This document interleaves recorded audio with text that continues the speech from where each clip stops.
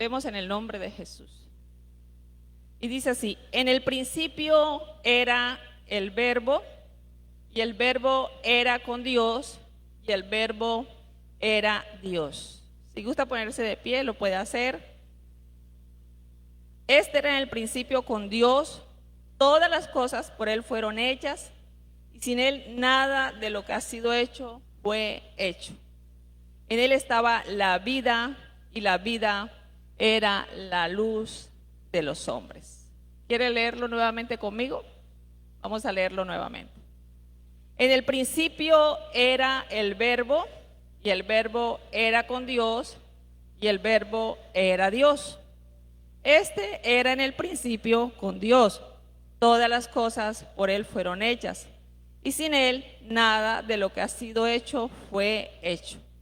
En Él estaba la vida, y la vida era la luz de los hombres. Pueden sentarse, mis amados hermanos. Y lo primero que quiero mostrarles en este texto que nos enseña la palabra es que nosotros fuimos creados para vivir en comunión con Dios. Fuimos creados para vivir en comunión con Dios a partir de ese texto. La vida tiene sentido en comunión y dependencia con nuestro Creador. Por eso el título de esta enseñanza es Rescatados por Gracia. La vida solo tiene sentido en comunión y dependencia con nuestro Creador. No podemos entender el sentido, el significado, el propósito de nuestras vidas si no permitimos que la palabra de Dios nos remita a nuestros orígenes y reconozcamos la importancia del Verbo de Dios en nuestras vidas. Y nos toca entonces preguntarnos, ¿quién es el Verbo? ¿Quién es el Verbo? Y en este texto, mis amados hermanos, el Verbo se nos presenta en primer lugar como el existente, como el que existe y existía antes de la creación, que es eterno, que no tiene principio ni fin. Si usted mira el versículo 1, dice, en el principio. Antes que todas las cosas existieran, ¿qué era? Era el Verbo. Otra vez entonces, Él es el existente, el que existe y existía antes de la creación, que es eterno y que no tiene principio ni tiene fin. Ese es el Verbo.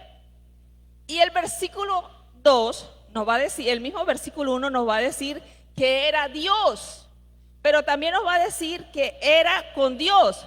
Entonces tenemos que decir que el Verbo es Dios, quien es Dios y existe en relación con Dios. Amén, mis hermanos. Es Dios y existe en relación a Dios. Es igual a Dios, pero no es Dios mismo, no es Dios Padre, es Dios Hijo.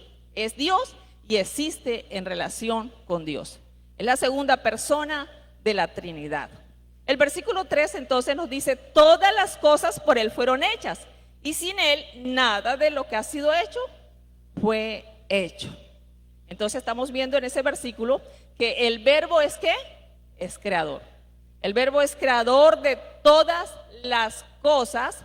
Por medio de Él fuimos nosotros creados y sin Él nuestra vida no sería. Sin Él nosotros no existiéramos. La raza humana, el ser humano no existe. Existimos por la acción del Verbo. Y eso tenemos que tenerlo claro. Existimos por la acción del Verbo. Él es la palabra creadora de Génesis. Si observamos el primer capítulo de Génesis, entonces vamos a encontrar la acción del Verbo en la creación. Encontramos repetidamente la frase que dice, y dijo Dios y existió. Y dijo Dios, sea la luz, y la luz fue hecha. Entonces vamos a encontrar varias veces en ese capítulo, en el versículo 3, en el versículo 6, el versículo 9, 11, 14, el versículo 20, el versículo 24 y 26, la frase, y dijo Dios y existió. Él es la palabra creadora, por medio del cual Dios llamó, y presta atención a esto. Él es la palabra creadora por medio del cual Dios llamó todas las cosas para que existieran con un propósito específico. Y yo quiero animarle que en su casa usted pueda leer Génesis capítulo 1 y pueda decir, vamos a ver qué fue lo que dijo la pastora. ¿Dónde es que está? Y dijo Dios, y existió. Y dijo Dios, y fue hecho. Y hago entonces aquí un paréntesis, porque si estamos diciendo que el verbo es la palabra creadora, con la cual Dios llamó todas las cosas a la existencia para que las cosas existieran, entonces vamos a mirar en el diccionario qué significa la palabra verbo o el término verbo. Y vamos a encontrar entonces que el verbo significa la palabra o significa una palabra que indica acción. El verbo significa palabra. Y las palabras entonces indican acción. El verbo viene entonces de un término griego que se llama logos. Y logos significa palabra. Significa sentido, significa significado. Logos es significado, logos es sentido, logos entonces es palabra, logos es verbo, verbo es palabra en acción. Y las palabras, mis amados hermanos, las palabras designan a los objetos. Y al designar, no solamente a los objetos, designan todas las cosas. Las palabras, y al designar algo, entonces le damos significado con las palabras dan significado a las cosas. Le definimos propósitos. Un ejemplo de eso son las palabras que nosotros nos inventamos cuando queremos dar significado a una situación, a una experiencia, a una persona por sus características, por sus comportamientos, por sus facciones. Entonces nosotros nos inventamos palabras. Y es por eso que vemos que cada vez más la Real Academia de la Lengua Española va agregando cada vez nuevas palabras a nuestro diccionario. Cada vez más.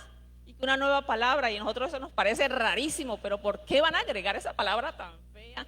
¿Y eso qué significa? No, entonces nos toca ir al contexto donde se inventó esa palabra. En el contexto social, en la convivencia, en el trato con otro. Empezamos a dar significado a las situaciones. Y la intención del Evangelio de Juan es que nosotros, usted, que yo, podamos entender la necesidad que tenemos de conocer y depender de ese verbo creador, de esa palabra de Dios por la cual existieron todas las cosas. Se les asignó propósito. El verbo, mis amados hermanos, es la palabra que designó, que puso nombre a lo creado, al sol, a la luna, al mar, a las plantas, a los animales, al ser humano, a la existencia. Es la palabra que designó, que puso nombre para dar significado, para dar propósito a todo lo que existe, incluyendo al ser humano como creación especial de Dios. Y como seres creados, nuestra identidad, escuche esto, somos seres creados, y como seres creados nuestra identidad, nuestro significado, sentido, propósito, es intrínseco a nuestra creación. No nos los asigna el mundo, no nos los asigna nuestros padres, no nos los asigna las circunstancias, las tragedias, no nos los asigna nuestro contexto, ni nuestros amigos. Nos los asignó Dios, el verbo, cuando nos hizo, porque Él es el autor, Él es el creador. Él es el que tiene derecho sobre nuestras vidas, derecho de autor, de creación. Amén. Ignorar esa verdad significa que estamos perdidos. Si nosotros ignoramos que nuestro sentido, que nuestro propósito de vida, que nuestra existencia, nuestro significado es intrínseco a nuestra creación, porque fuimos hechos por la palabra de vida, fuimos hechos por el verbo, entonces nosotros estamos perdidos. Estamos en oscuridad, estamos sin rumbo, sin dirección, andamos a tiendas. El versículo 4 dice, en él estaba la vida. Escuche eso, usted abra su Biblia ahí en 1 de Juan y debe estar mirando la Biblia. En él estaba ¿qué? La vida. ¿Y qué era la vida? La vida era la luz de los hombres. El verbo no solo es creador, que impartió vida, sino que el texto nos está enseñando que él es la vida misma. En él estaba la vida y la vida era la luz de los hombres. Él es la fuente de vida, él es la razón de nuestra existencia. Él es el que sustenta nuestra vida. Nuestra existencia depende del que nos creó y la vida se define a partir de ahí. La vida se define a partir del verbo. Solo en él encontramos vida y vida permanente. Jesús dijo, no es la vida más que el alimento, no es la vida más que el vestido. Los afanes de la vida, mis amados hermanos, todo aquello que nos roba la paz, y yo quiero animarle a pensar en este momento en eso. ¿Cuáles son los afanes que están controlando tus emociones?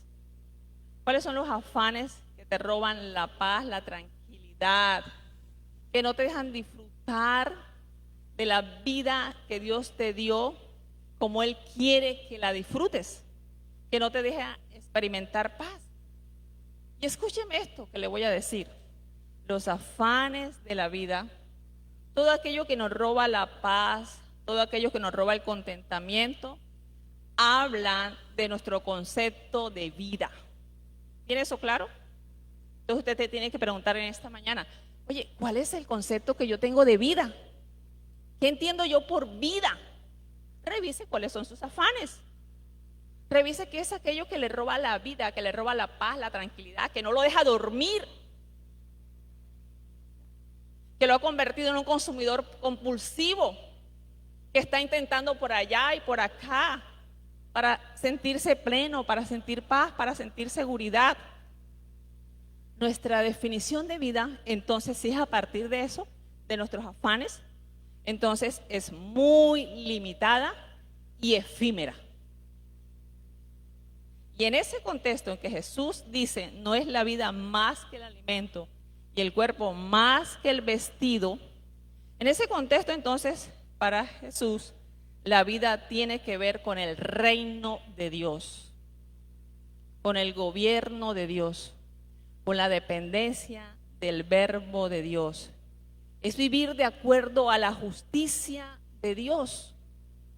Tiene que ver con el hacer la voluntad del que nos creó, dejarnos direccionar por Él, porque Él nos hizo. Yo siempre digo, el que hizo ese aparato escribió un manual. Por eso no todo el mundo lo puede desbaratar, sino el que ha estudiado el manual, ¿ya? El que sabe cómo funciona eso. Entonces, la vida se define a partir de ahí, es hacer la voluntad de Dios. Tiene que ver con el hecho de volver a la eternidad. La vida tiene que ver con el hecho de volver a la eternidad, al que nos creó, al verbo que existía antes de que existieran todas las cosas.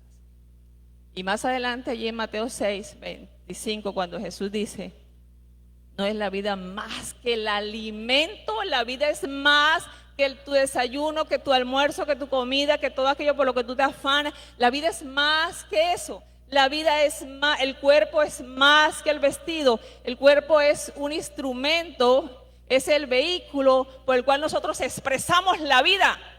Pero la vida es más que eso. No está diciendo que el cuerpo no es la vida. Hace parte de la vida, pero no es la vida en su totalidad, en su integridad. Jesús dice, buscad primeramente el reino de Dios y su justicia, y todas las demás cosas van a ser añadidas. Es por eso que en medio de las tragedias que hemos visto en estos días, y hemos visto algunos testimonios que nos parte el corazón, pero que también nos alegra en alguna manera. Hemos visto cómo en medio de la tragedia que está experimentando la humanidad, con estos huracanes, aún con la pandemia, muchas personas cuando lo han perdido todo, cuando vimos testimonios en Providencia, personas que perdieron sus casas, decían, solo me quedé con la ropa que tengo puesta, pero fue maravilloso escuchar algunas de ellas decir, pero la vida sigue porque hay esperanza, porque hay esperanza. Se levantaron porque la vida es más que todo lo que ellos poseían. Se levantaron porque la vida era más que su casa, más que el alimento, más aún, mis hermanos, esto es duro decirlo, pero hay que decirlo, es más que las personas que perdieron. Personas que perdieron familias completas. Y decían, tenemos que levantarnos porque la vida continúa. Y ellos nos están diciendo a nosotros, oye, la vida es más que todo lo que nosotros tenemos. Ellos no cogieron un lazo, algunos de ellos, para colgarse y para quitarse la vida, porque no dijeron, con esto se me fue la vida. No, hay esperanza, porque la vida es más que el vestido, la vida es más que el cuerpo. Para algunas personas, la vida o la existencia está definida por la existencia de otro ser igual que él, de otro ser creado, otra creación de Dios. De que muchas personas mueren emocionalmente cuando muere aquella persona de quien dependía su vida. ¿Está escuchando eso? Para algunas personas la vida o la existencia está definida a partir de otro ser igual que él. Y cuando esa persona muere, ellos mueren emocionalmente. Cuando esas personas los dejan, los abandonan, los rechazan, ellos mueren emocionalmente porque su vida dependía de eso. Y en el peor de los casos, pierden erróneamente y tristemente la razón de su existencia. Deciden quitarse la vida. Es por esa razón que cuando le decimos a otra persona, tú eres mi vida. ¿Usted le ha dicho a alguna persona, tú eres mi vida? ¿Y ha pensado en lo que está diciendo? Tú eres mi vida. Estamos ligando nuestra existencia a alguien que en algún momento va a dejar de ser.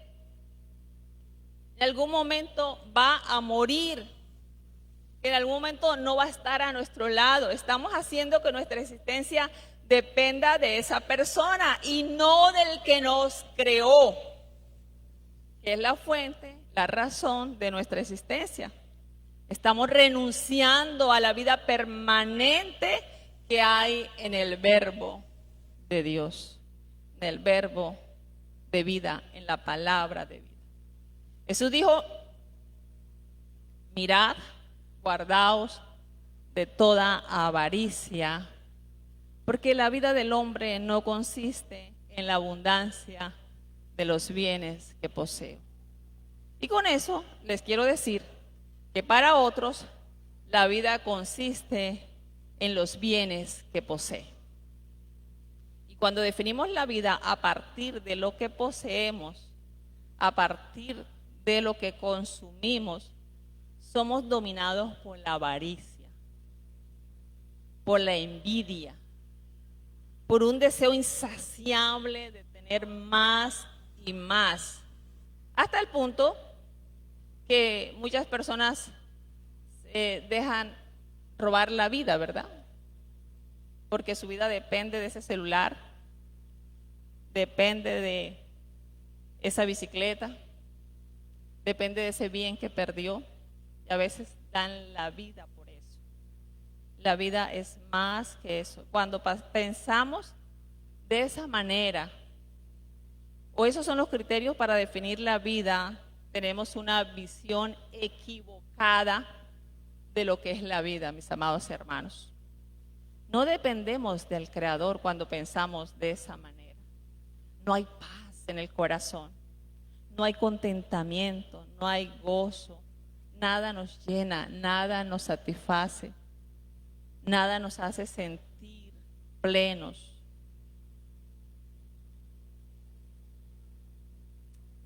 Estamos en tinieblas cuando pensamos de esa manera. Estamos ciegos cuando pensamos de esa manera. Estamos perdidos. No sabemos quiénes somos. Nos hemos extraviado. Nos hemos vuelto insaciables. Carecemos de la luz de la vida. Y por eso el texto dice que en el verbo estaba la vida y la vida era la luz de los hombres. ¿En qué sentido el verbo es la luz de los hombres? ¿En qué sentido la luz es el verbo? Perdón, ¿en qué sentido el verbo es la luz de la vida? La luz en el sentido que si por medio de él fuimos creados, no hay vida fuera de él. Usted puede respirar, usted puede matarse trabajando, agotarse, dejar de disfrutar de lo maravilloso que Dios ha puesto a su alrededor, pero eso no es vida. La vida que vivimos no es la vida que Dios diseñó para nosotros cuando lo vivimos de esa manera. La luz en el sentido que ilumina nuestra existencia, que nos ayuda a entender y a comprender para qué fuimos hechos, para qué fuimos creados. La luz en el sentido que nos permite vivir de acuerdo a la naturaleza del que nos creó. El que nos creó es santo, es luz. Entonces, Él es luz, nos ilumina para que nosotros podamos vivir como el que nos creó, seamos como Él. La luz en el sentido que es a través de Él que participamos de la vida eterna. La luz en el sentido de que nos permite tener acceso a la comunión con el Padre, porque para eso fuimos creados, para vivir en comunión con Él. Por todo eso, mis amados hermanos, que hemos dicho hasta ahora, es que podemos decir que la vida solo tiene sentido en comunión y dependencia con el Creador. Sin embargo, a partir del versículo 5, allí en Juan capítulo 1, observamos un cambio en el relato. Mire lo que dice. ¿Qué dice? La luz en las tinieblas resplandece, y las tinieblas ¿qué? No prevalecieron contra ella, no pudieron contra ella. ¿Qué ocurre? ¿Qué ocurrió? Notamos un cambio. La luz resplandece en medio de las tinieblas. El versículo 9 va a decir: aquella luz verdadera que alumbra a todo hombre venía a este mundo. La luz se hace presente para alumbrar a la humanidad que está perdida, que está lejos del verbo, que está en tinieblas.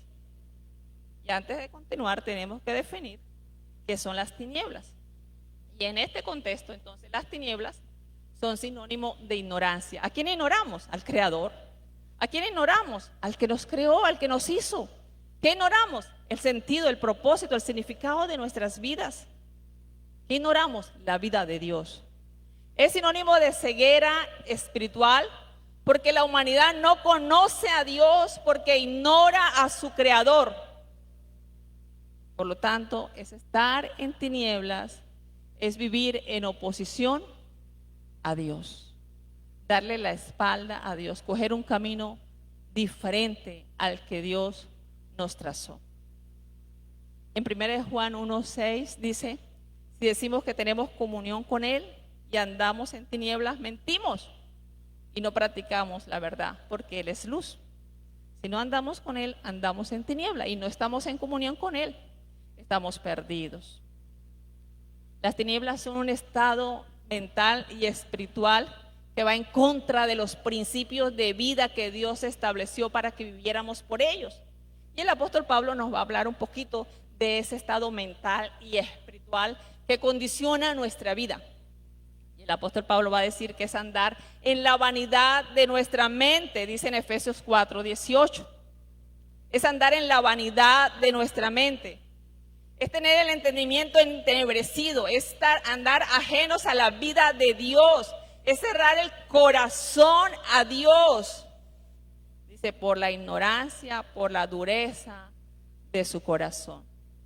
Dice el versículo 19, es ser insensible a la vida de Dios, es perder el temor a Dios y entregarse a la lascivia para cometer con avidez toda clase de impureza. Eso es estar en tinieblas, eso es estar perdidos, es vivir en rebeldía contra Dios, contra el Dios que nos creó. Es andar en dirección opuesta a la justicia de Dios. Por lo tanto, es vivir fuera del propósito por el cual fuimos creados, vivir sin dirección. El ser humano fue creado, fuimos creados para que tengamos una vida en abundancia. Fuimos creados para vivir en comunión con Dios. Pero alejados de Dios, vivimos una vida espiritual de miseria.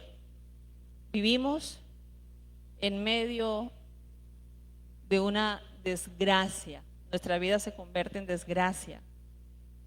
Carecemos de la gracia de Dios. Y en medio de esa miseria espiritual, donde le hemos dado la espalda a Dios, en medio de nuestra desgracia, Él viene a ofrecernos su gracia. Él viene a sacarnos de allí, de esa condición. Él viene a darnos la oportunidad de que nosotros podamos volver a empezar, que empecemos de nuevo. Y podemos empezar de nuevo, mis amados amigos, hermanos. Podemos empezar de nuevo si abrazamos la gracia de Dios. Necesitamos abrazar la gracia de Dios. Dígase usted mismo, necesito abrazar la gracia de Dios. Porque Dios va a venir hablándonos de eso, de la gracia, de su gracia. No hay forma de encontrar sentido a nuestras vidas sino aceptando el don de la gracia para volver a Dios. No hay otra forma. Una persona que está ciega, que está en oscuridad, que está en tinieblas, necesita que alguien le ayude a salir de esa situación, porque por sí mismo no lo puede hacer. ¿Qué es la gracia de Dios? Tenemos que preguntarnos. Y según Juan, la gracia es Dios al rescate. La gracia es Dios al rescate. Es Dios dándose a conocer.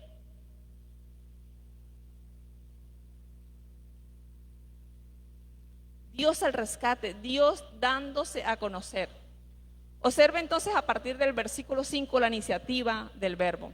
Para venir a nuestro rescate. Vino a darnos vida. La luz en las tinieblas resplandece y las tinieblas no prevalecieron contra ella. No pudieron contra ella. La luz se hace presente para alumbrar a los hombres que están perdidos en tinieblas. Vino a fin de que lo podamos reconocer. Vino para darnos vida, porque estábamos muertos en pecados, muertos en nuestros delitos y pecados. Observe los versículos de 10 al 13. Dice, en el mundo estaba y el mundo por él fue hecho, pero el mundo no le conoció.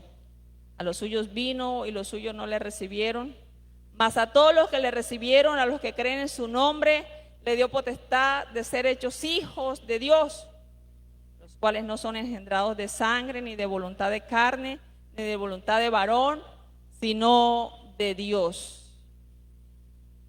En nuestra condición de tinieblas, de pecado, Dios no nos abandona.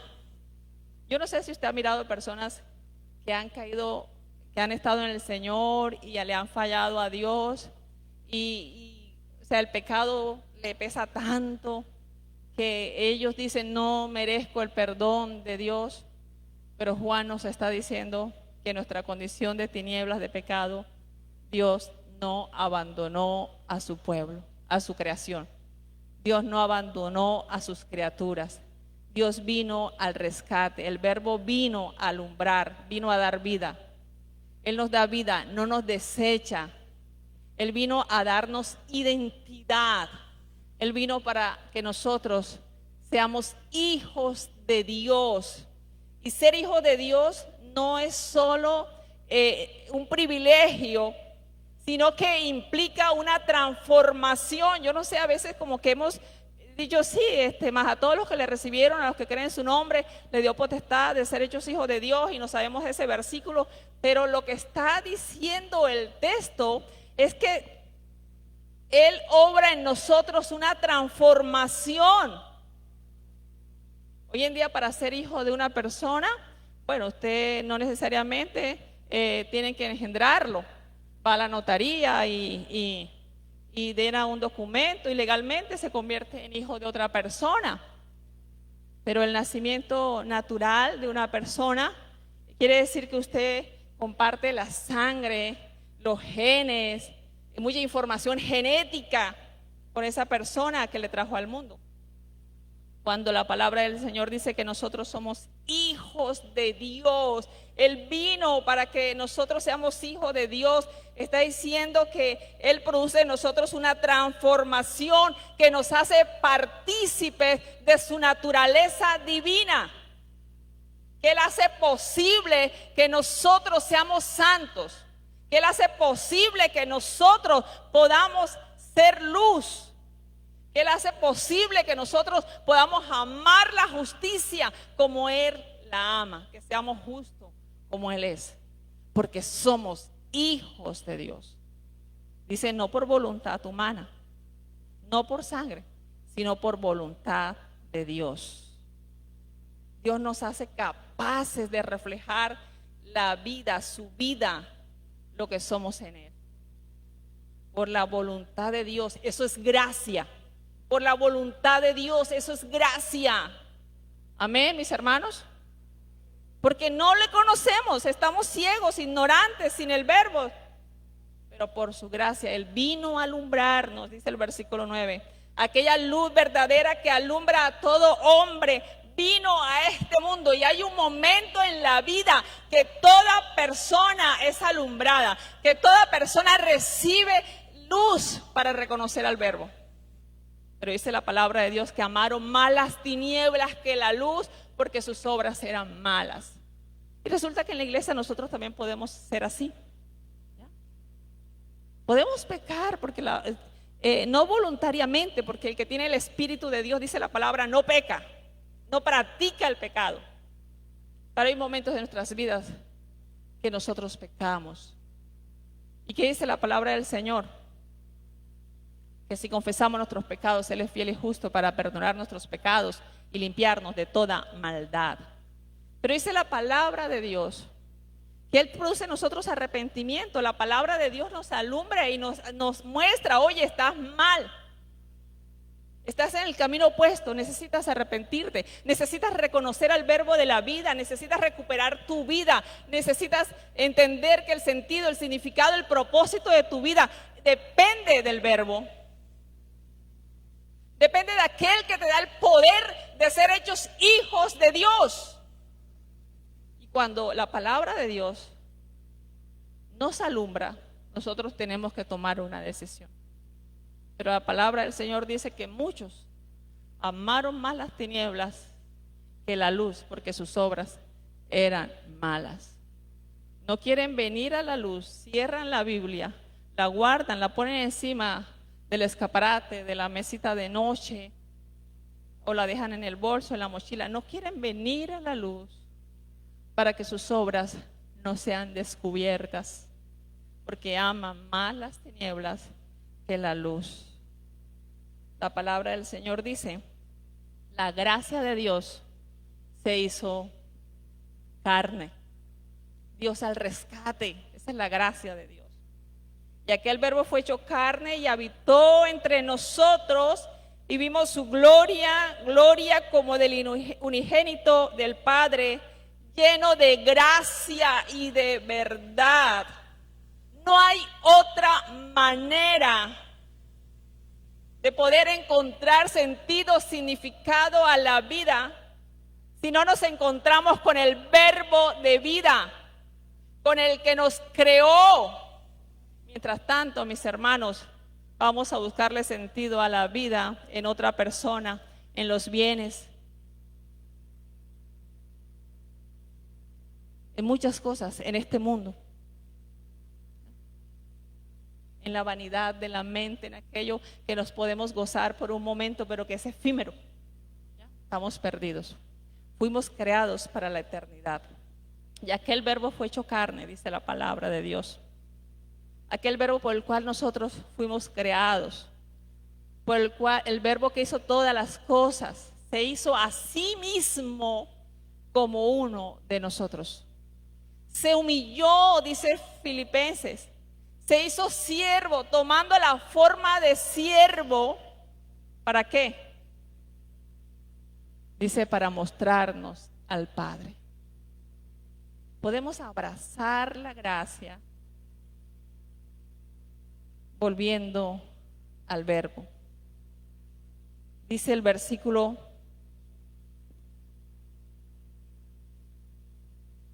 11: a los suyos vino y los suyos no le recibieron. Necesitamos recibir el Verbo. Necesitamos reconocerlo en nuestras vidas. Usted quizás puede decir: yo recibí a Jesús en mi corazón. ¿Usted depende de Jesús? ¿Depende de Él? ¿Vive en comunión con Él? Porque si no vivimos en comunión con Él, seguimos igual. Dice: mas a todos los que le recibieron, a los que creen en su nombre. Y hay algo importante, que aquí en Juan la palabra recibir, creer y tomar significa lo mismo.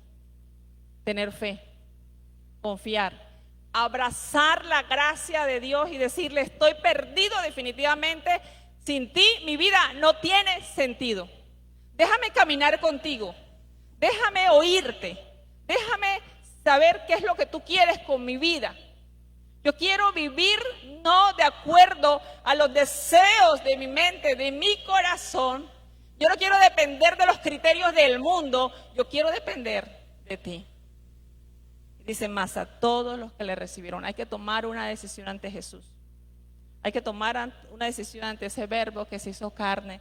Y dice la palabra, nos va a revelar en el versículo 14, que es el unigénito Hijo de Dios, lleno de gracia y de verdad. No podemos hacer nada, solamente recibir su mano y abrazarle. A todos los que le recibieron, a los que creen en su nombre, les dio potestad de ser hechos hijos de Dios. Y aquel Verbo fue hecho carne y habitó entre nosotros, y vimos su gloria, gloria como la del unigénito del Padre, lleno de gracia y de verdad. Y quiero leer el versículo 16.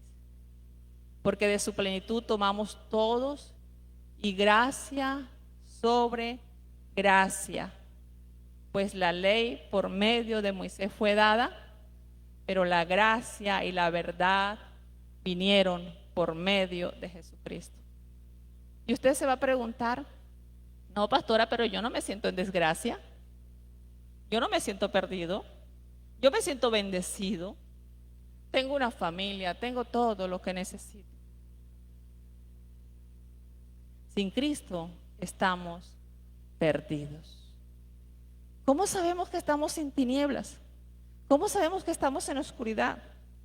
Cuando nos damos cuenta que hemos sido incapaces de guardar la ley de Dios. Por eso el texto va a decir, la ley por medio de Moisés fue dada, pero la gracia y la verdad vinieron por medio de Jesucristo.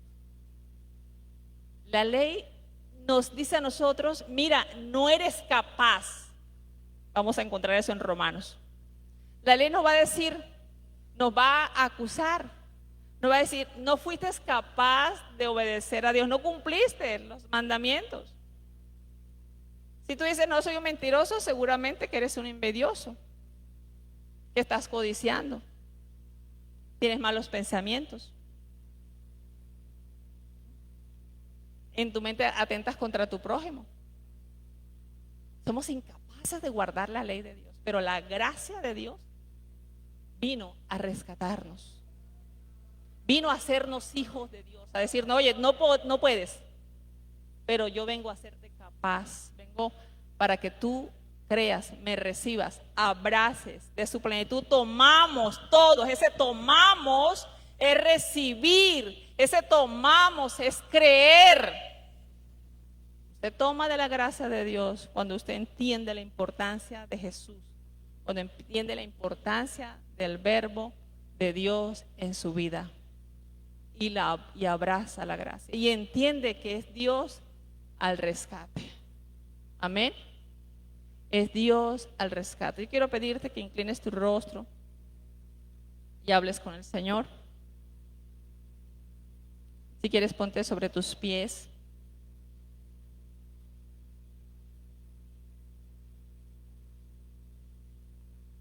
Dile al Señor, Jesús, cuánto lo necesitas. Señor, queremos bendecirte, Padre. Hoy nos has hablado que necesitamos depender de ti, depender de Jesús, depender del Dios eterno, el que nos hizo, la palabra de vida.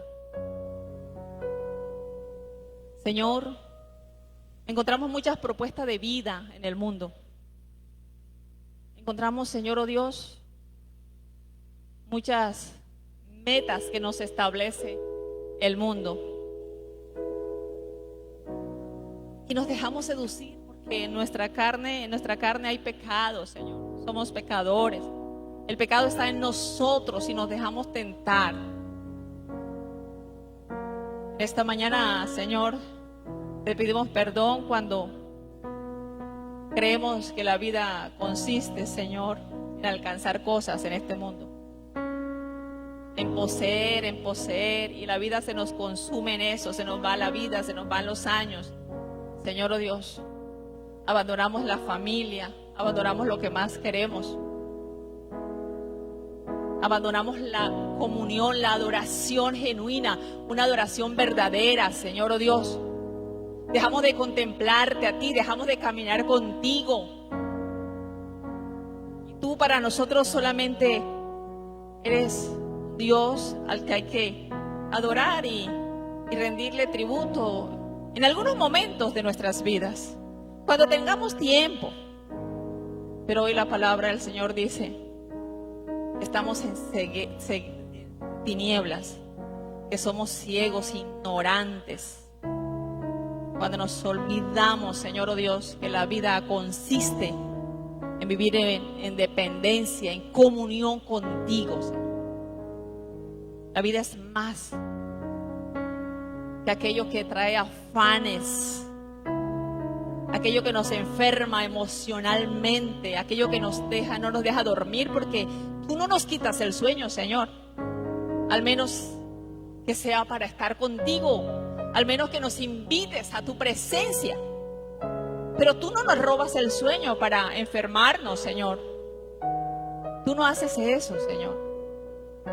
Tú no nos quitas el gozo. Nosotros creemos que podemos obtener más haciendo lo que a nosotros nos parece, Señor. Siguiendo a Dios, cumpliendo con las metas de finalidad que nos ofrece el mundo, Señor. Hoy necesitamos pedirte perdón cuando también hemos hecho que nuestras vidas dependan emocionalmente de una relación. Le pedimos perdón. Si necesita pedirle perdón al Señor, perdónele. Pídele perdón en esta mañana. Dígale que necesita su perdón. Si usted no ha crecido en el conocimiento de Jesús, el Hijo de Dios, el Verbo hecho carne, si no le conoce, solo le conoce lo que usted se sabe de memoria, pero de eso no se trata de conocerle en una relación, así como usted está conociendo a su novio, a su novia, a su esposo, a su esposa, a sus hijos, les va descubriendo día a día, en la medida que convives con ellos, le conoces. Necesitamos conocer a Jesús de esa manera. Que Él sea nuestro consejero, nuestra luz, nuestra dirección. Él tiene el manual. Él sabe quiénes somos. Nadie más sabe quién eres tú que Jesús. Nadie más sabe quién eres tú que el Verbo. La palabra de vida que te hizo, no te hizo para que vivieras en desgracia. Te hizo para que disfrutaras de su gracia. Te hizo para que disfrutaras el hecho de ser hijos de Dios y que puedas resplandecer en el mundo, porque Él es luz y nosotros somos llamados a ser luz. Te sacó de las tinieblas, te sacó del reino de las tinieblas al reino de su amado Hijo Jesús. Padre, gracias. Dile al Señor, te necesito, Señor Jesús. Hoy te recibo. Si no le has recibido, dile, hoy te recibo como el dador de la vida. Hoy te recibo como mi Señor, porque en eso consiste la vida. En eso consiste la vida. En que Jesús gobierne, buscar primeramente el reino de Dios y su justicia. Todo lo demás será añadido. Dios, cómo necesitamos de ti, Jesús. Cómo necesitamos de tu presencia, de esta oración algo sincero. Abre tus labios delante de Él. Si necesitas ir a tu casa ahora y encerrarte en tu habitación y seguir orando y decirle, Señor, necesito que me ayudes a cambiar mi manera de pensar. No quiero ser condicionado por el mundo. No quiero ser condicionado, Señor, por las metas que me establece el medio social en que me muevo. Quiero depender de ti, Dios. Quiero conocerte, Jesús. Quiero que alumbres mi vida. Quiero conocer al Padre. La palabra del Señor dice, a Dios nadie le vio jamás. El Verbo, el unigénito Hijo de Dios, el que se hizo carne. Él ha venido para darlo a conocer, pero ha venido para más que eso. Para hacer de ti un hijo de Dios. Para darte el poder de ser como Él. De participar de la eternidad. De la vida eterna.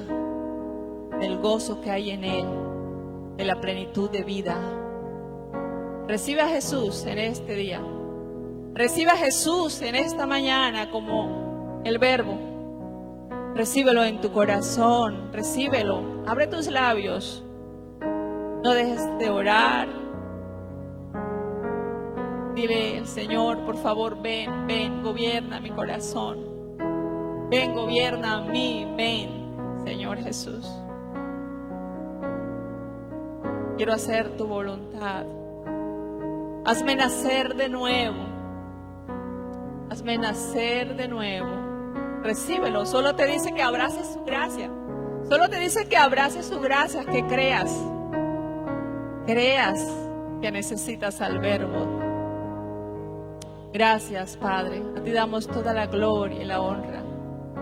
A ti damos toda la alabanza en esta mañana. Señor, te adoramos. Gracias por la vida. Es tiempo de empezar para algunos, una nueva oportunidad de empezar de nuevo. Dios te da una nueva oportunidad. Para eso tienes que abrazar su gracia, su perdón. Cuando Él te alumbra, nos damos cuenta que estamos en tinieblas y reconocemos nuestras tinieblas. No hay otra forma de reconocer nuestras tinieblas cuando la luz se hace presente. Cuando la luz se hace presente, reconocemos nuestras tinieblas. Reconocemos cuán lejos, cuán necios hemos sido. Y le decimos, perdóname. Perdóname, Señor. Solo tú eres mi vida.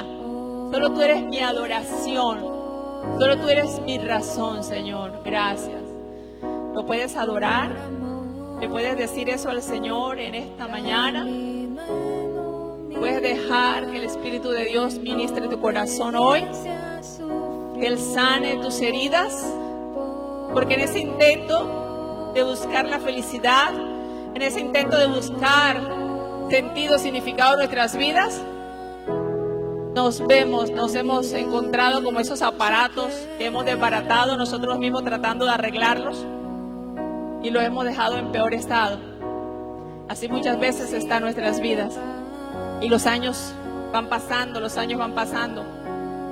pero hoy el Señor te dice, puedes empezar de nuevo. Abraza la gracia de Dios.